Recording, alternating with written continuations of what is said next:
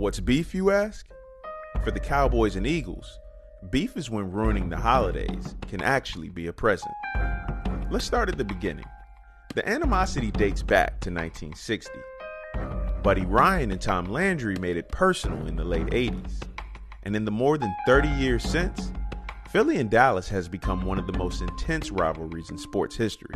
Oh, who the hell are the Cowboys? We beat them every time we play them. Oh, I would have said something to Buddy, but he wouldn't stand on the field long enough. He put his big fat rear end into the dressing room. One side has the star and the stars. The other side has a rocky past, but finally came up with something special. Each fan base craves the other's downfall. It's Philly's pride versus Dallas's ego. There's personal, and then there's this. Dallas, we hate you. It's gonna be a long day for the Eagles. They stink. And in the NFC East, where bitterness is a generational heirloom, Philly and Dallas hit differently. This year, both have aspirations for February. Philly is 13-1, but with their MVP candidate on the shelf, can a backup QB lead this well-rounded squad to victory? Gardner will be our guy, and Gardner will be ready. Gardner worked his butt off for this opportunity. Dallas, on the other hand, is 10-4, fresh off snatching defeat from the jaws of victory in Jacksonville last week. That is going to be a touchdown! Are you kidding me? How good is that? Now there's a fun but rare wrinkle, a Christmas Eve clash. It's an opportunity to give their nemesis a gift they won't soon forget. Misery looks better in green. Heartbreak is beautiful when there's a star on the helmet. But making sure your rival wakes up Christmas morning with an L, with division implications, see, that's what's on the line here. The NFC East, bragging rights, and perhaps most importantly, the chance to be the Grinch and steal Christmas. Fuck Dallas! There you go. Like she said, it's fuck Dallas. Excuse my language. What have you seen differently from Hurts, how he's grown? It's going to be harder to bring him down. Hey, how about this? That's the last question I'm here about Hurts. Is he the biggest challenge your defense faced this season? I really don't care. There's nothing they do special. We them boys. Remember that. If they can't block us, there's going to be a lot of chaos out there. Never worry. Never from any situation. Your teammates try to really explain what Dallas Week is like here in Philadelphia. I think, I don't know too many people that really like the Cowboys in the league, so it's going to be a big game regardless. How does this affect how you prepare going into the big matchup with Philly? Does this change at all feelings going into Philadelphia Week? They all suck. I don't pay attention to records. It's not like, I don't know what happened with Philly.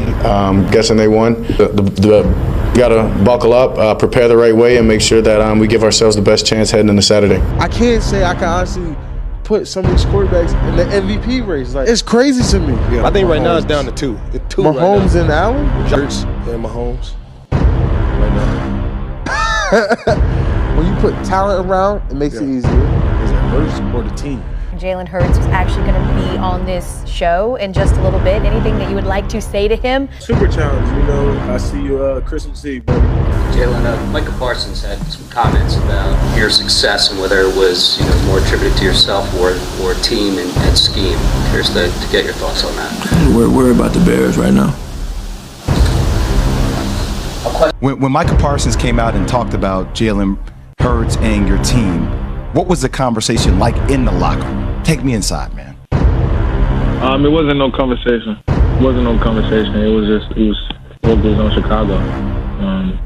I'm sure we'll discuss that when we'll discuss the Cowboys in another week, but it wasn't no conversation about Michael Parsons at all. That's not our focus. We're focused on Chicago trying to get a win this week. And that's someone's perception. That's what he believes. That's fine. Micah Parsons went on Von Miller's Voncast. He was asked about if Jalen's MVP odds right now are because of Jalen or the team, and he said the system and the team. It's all good. We got to keep proving it, and that's all he telling us. Is Jalen, keep proving it. People don't believe in you. They didn't believe in the beginning, so just keep being who you are. Don't buy into it. But I'm gonna say that part. I just feel like, he played with the Cowboys, so that's what they're gonna say. You think maybe Jalen's got extra motivation to prove it on Christmas Eve now? And I think it's just every week he trying to prove it. I feel like Jalen been cool with what he been doing. His preparation been great. His leadership definitely has been flawless. Just stay who you are. Don't let nobody change you. Don't buy into this garbage until we get that ring. Micah will get a chance to play against us again, 24th. Micah Parsons next week. He thinks it's maybe more system or team than Jalen personally being MVP. Micah should worry about his game this week. I don't know who the they're playing. Just worry about you got this week. You got the Chicago Bears, not the Chicago Micah Parsons.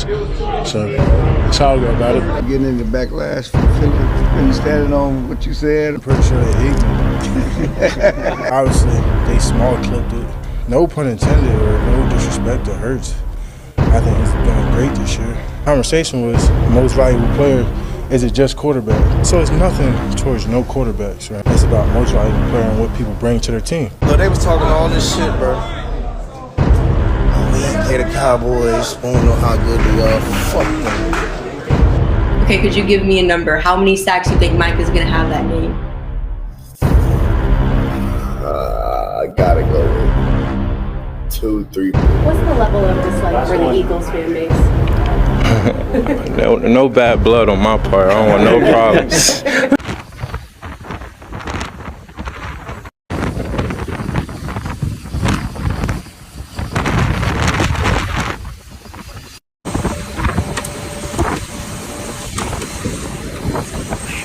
What a lovely day.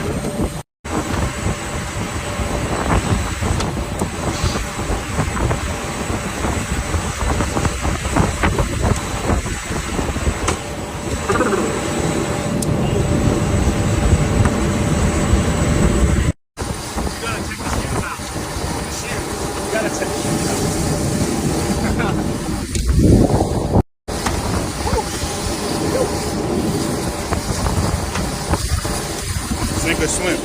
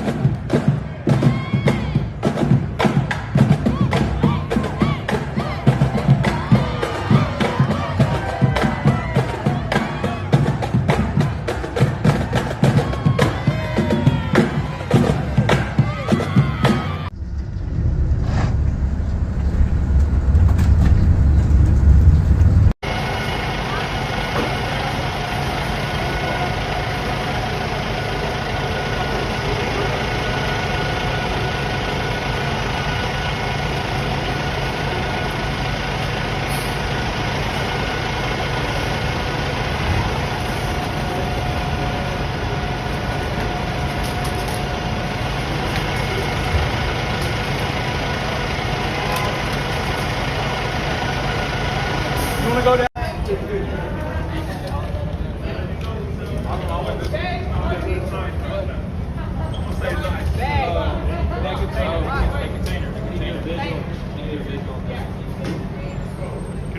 Excuse me, sir. Oh, never mind.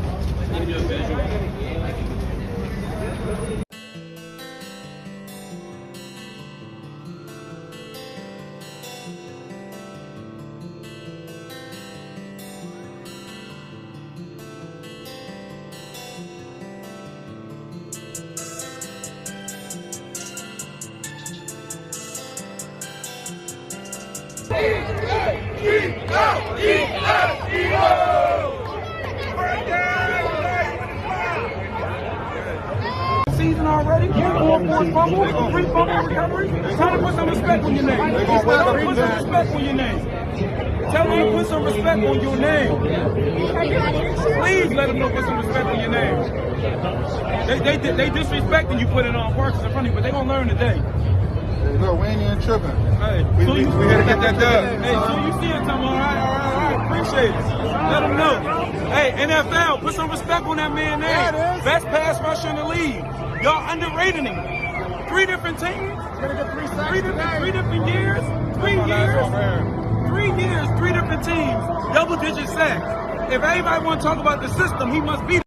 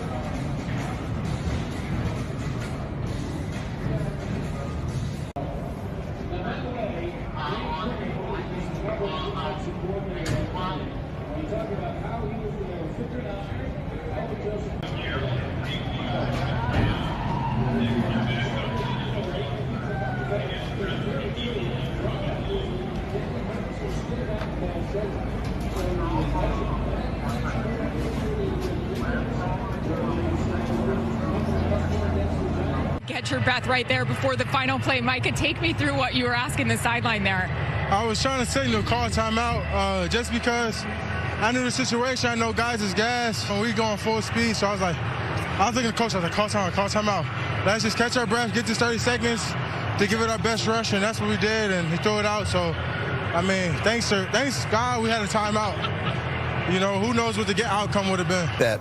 So here's a look at the playoff picture. Is it the turnovers is the only thing that really could have stopped you guys? Yeah, definitely the turnovers. You turn the ball over 4 times, you're not going to win no game. What's your mentality these last 2 games, clinching the top seed? You had an opportunity here today. It didn't happen. On to the next one. Clinching to the next one. We didn't get it today, so just handle business next week. We just can't have 4 turnovers on offense. You're not going to win a game like that. One of them, Gardner, on the mesh, the handoff with Boston. How many times do you think that they got to do that in a practice this week? I mean, that's probably every play. That's something they work on a lot. Lost opportunity here, you think, on the road?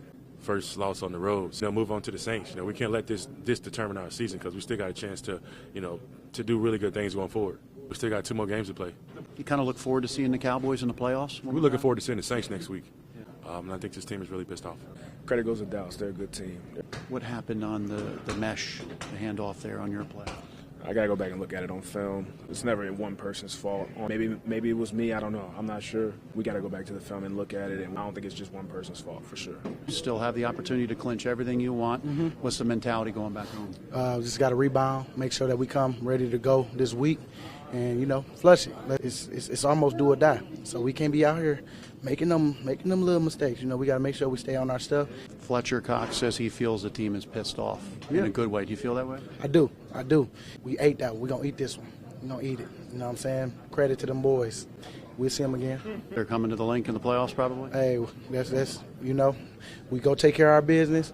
We'll see them. It seemed like Fletcher was trying to calm you down after the 3rd and 30. Do you remember what he said to you? I mean, I was kind of hot because, like I said, the clay was easy to be made, and I was just hot about it. That was mind-blowing. I'm still blown. I don't want to point fingers and stuff like that, but, yeah, there's the cover 2 call. But it is what it is. That play done with. On to the next. Turn it over 4 times, and you're even going to be close to the end of it. So we got to get that figured out. Outside of that, I thought we were decently effective. Yeah, I thought Gardner did a good job. You turn the ball over 4 times offensively, it's going to be really, really hard to win a football game. I'm excited. I'm excited as hell. I'm not even going to lie to you. Great way to battle us as a team. And, man, we always overcome adversity throughout this whole season. Obviously, we don't want the adversity, but, I mean, in all reality, this is the NFL. And understanding that God's going to give us their best shot and vice versa, we got to match their energy. So, You Philly doing anything different in the second half to try and slow you down? yes, they were freaking doubling me. They knew what they were doing. You welcomed receiver help. Most definitely. Last few weeks, T.Y. helped him 3rd and 30 against that 53-yard grab. Come on. That's T.Y. Very exciting player. He's been his whole career, for sure, a deep threat. Don't let the size fool you. The speed to sneak up on you. Let's start with the interception. Perfect. Where you get that coat from? How about that? Same place. Same place? Yeah, Tom, Gentleman's Playbook. Well, you brought it up. Just talk about what happened in the interception, and did you go, here we go again? Yeah, I was chasing him down. I go, is this really happening? Guess I just misjudged his length. I don't know if he's had an easier interception in return than that one. But as I said, I was chasing him down. I'm like, is this happening again? 3rd and 30, 52-yard bomb to T.Y. Hilton in his debut. Can you talk about the process of that play and already having that trust with the 4-time Pro Bowler to make that throw? Yeah, I mean, that's a guy that's made a lot of big-time catches in his career. I knew to put some air under, and he'd go I knew he'd go make a play, and it would be either that or incompletion, and he obviously went and made a catch. So 3rd and 30, fine T.Y. So. You see these guys again come playoff time. How do you feel about getting another crack at this football? Very confident. Yeah, I mean, obviously being the 3rd time, splitting 1-1, very confident. That's something that we've talked about. So for me, it's about worrying about what you can control. How would you assess the way for first start in a while? Man, we lost, so that sucks. You always want to do your job well enough for the team to win. I felt like I didn't do it. So. Gardner, what was this week like for you? Very eventful, and how was the coaching staff able to prepare you for the game? Yeah, there was a lot going on, man. But man, I'm really appreciative for the coaching staff, getting me up to speed, and that's not just a 1 week project. That's something all year. They've been doing a great job of getting me reps in practice, doing different things to make sure I'm comfortable with the offense. So what happened on the game? Fumble, got to hold the ball. Bad situation. Fumbled at the wrong time. I had the ball clearly in my hands. Just got to hold on to the ball. Can't win the game with 4 turnovers. So can't win no game, turn the ball 4 times. So it's as simple as that. We still got a lot of stuff in front of us, but really wanted this one. Like I said, we can't win no game, turning the ball over 4 times. It's just self-inflicted wounds. So on to the next one. Quick memory. It is what it is. I'm not really into the rivalry or, he say, she say, or how everybody may feel. My mindset's always the same, and that's to go out there, eat, play ball, and have fun. If we see it again, then it's up again. That's what it is, and that's just the nature of the beast. Sometimes you walk into the cage. So if we see him in the cage again, then that's what it's got to be. And we got to come out and get a win. But everyone, it's the same for everybody. Free smoke. Can y'all feel that? Can you feel what's about to happen on this field, man? Can you feel what we about to get into? They don't respect us. They don't know about our heart, man. That thing that's beating your doggone chest right now. Whatever you got today, I got to have it.